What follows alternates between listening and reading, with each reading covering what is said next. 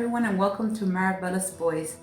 If you have the Paycheck Protection Program loan and it's the time that you need to actually submit that forgiveness application, well, guess what? The new EZ application, it's available as of right now. If you are self-employed, you need to watch this video. This is the EZ application for the Paycheck Protection Program loan forgiveness. If you have your Schedule C, line 31, please go and get it, as I am going to guide you step by step in the application process so that way you can submit it to your lender and hopefully get that loan forgiven. Remember to subscribe to my channel so that way I could keep on giving you great content that is both educational and informational. And if you like my contents, please give me a thumbs up.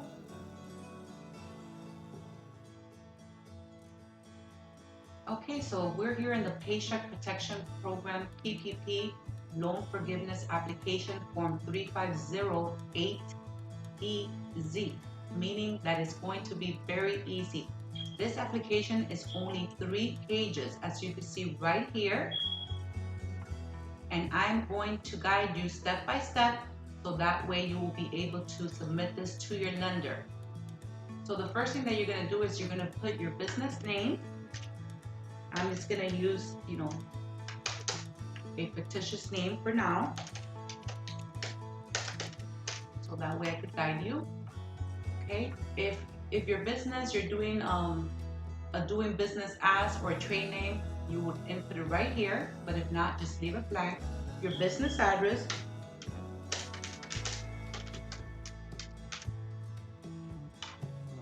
city and state,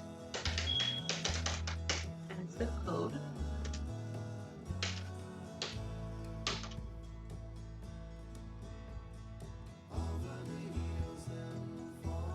Your business TIN, EIN, or social security number, depending on which one you're going to be using. If you're a sole proprietorship, that's going to be your social security number unless you have an EIN.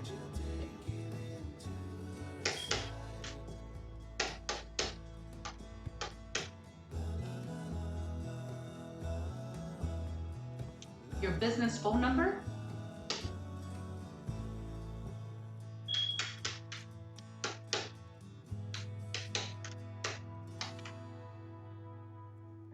Your primary contact information, so you could input your name,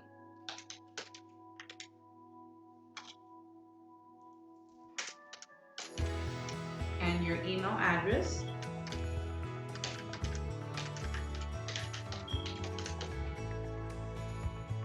Okay, so here it says SBA PPP loan number. If you do not know that, you could always call the SBA to see if you could obtain that from them, or always call your lender, because your lender will also give you your PPP loan number. You could also obtain it in your statement, in your bank statement.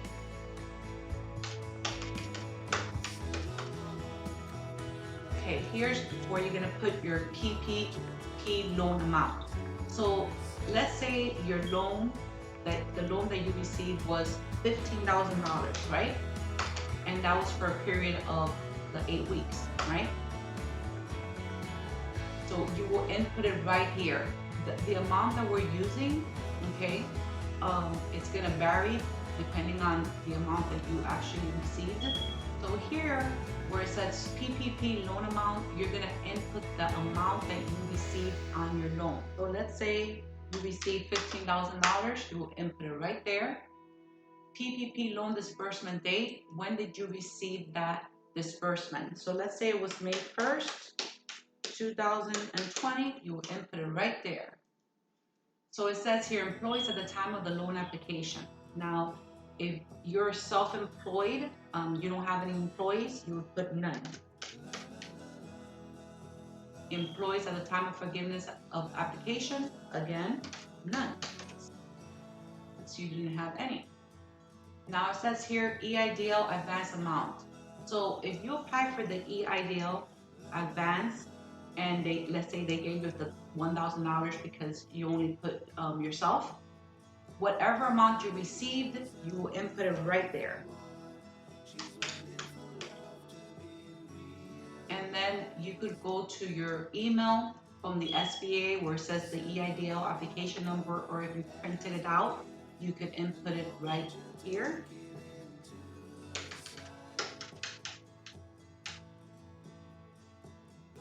Okay, so here it says payroll schedule. The frequency with which payroll is paid to employee is. Now, in your case, you see how it says weekly, bi-weekly, twice a month, monthly. You're gonna put other. Other because you're using your Schedule C, and you just input here Schedule C because that's what you're using. Now it says cover period. So this is from your disbursement date. So let's say May 1st, 2020. Okay, so if you're using the 8 weeks or the 24 weeks, whichever period you're actually using, you need to input it over here. So let's say I want to use the 8 weeks, since I do have that choice. Okay, so 8 weeks from May 1st up to like 326. So here it says alternative payroll cover period if applicable. If there's nothing, you don't have to do anything right here. Okay.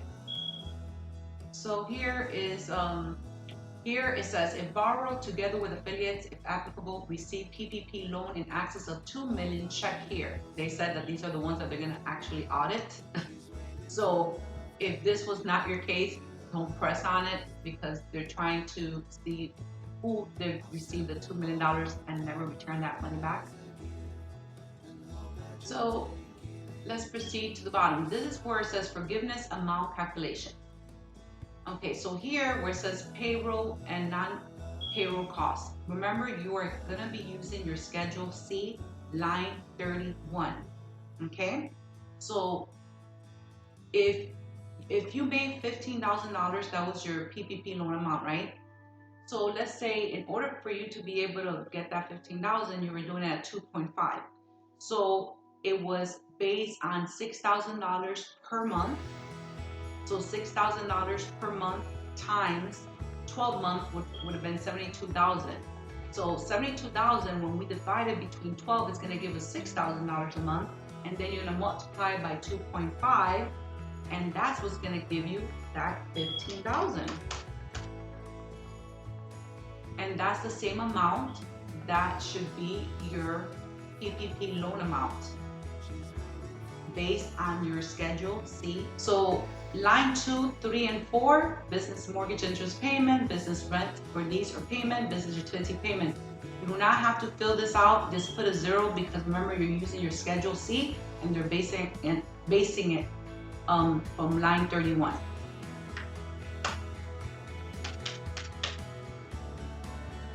Now here it says potential forgiveness amount. So the amount that you're trying to get forgiven is going to be your whole $15,000. That's the amount that you're going to be inputting right there. Line 6, it says PPP loan amount, $15,000. And then it says payroll cost 60% requirement.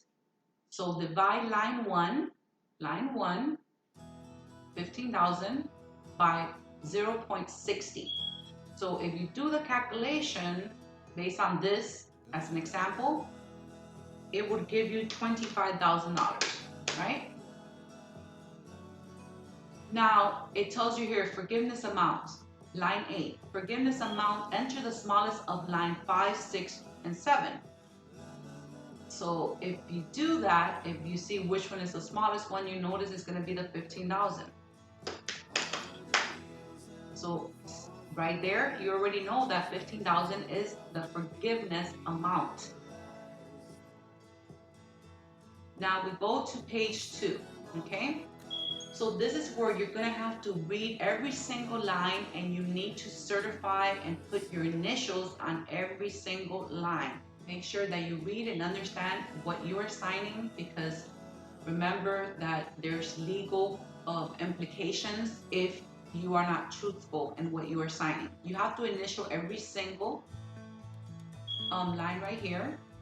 Then it says here, in addition, the authorized representative of the borrower must certify by initiating at least one of the following two items, meaning it could be either or both of them if both of them apply to you.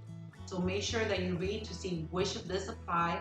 One of them is talking about the number of employees and the average paid hours of employees between January 1 and the end of the covered period. So if that didn't apply because you didn't have no employee, then do not initial here. But it says here on the second one, the borrower was unable to operate between February 15, 2020 and the end of the covered period at the same level of business activity as before February 15, 2020 due to the compliance with requirement established or guidance issued between March 1, 2020 and December 31st, 2020 by the Secretary of Health and Human Services. So if this applied to you, and this is your covered reason because of the COVID-19 and all the Occupation Safety and Health Administration related to the maintenance and standards of sanitation, social distancing, and other work or customer safety requirements related to the COVID-19, then you're gonna initial right here. If both of them apply, again, same thing. You're going to sign and date. Make sure you put the title and print your name. And then on the third page, it's going to show you the instruction, okay? The instruction is going to tell you what else you need to actually provide to your lender, and also it's going to ask you, some like demographic questionnaire, to be able to know if you're a veteran, your gender, your race, ethnicity, things like that. So you would fill that. And remember that this disclosure is voluntary and it will have no bearing on the loan forgiveness decision, okay? And once you do this, that is it. Make sure that you print it, keep a copy for your records, and send it to your lender. So that way they could do whatever is necessary to be able to help you, and they would ask you if they need any further documentation. Just be aware to have all of that ready just in case they ask you for any other information. And that will be it for the easy application. I hope this was educational and informational, and I hope this helps a lot of people to get their loan forgiven. Remember that if you like the content, please subscribe to my channel. It means a lot to me.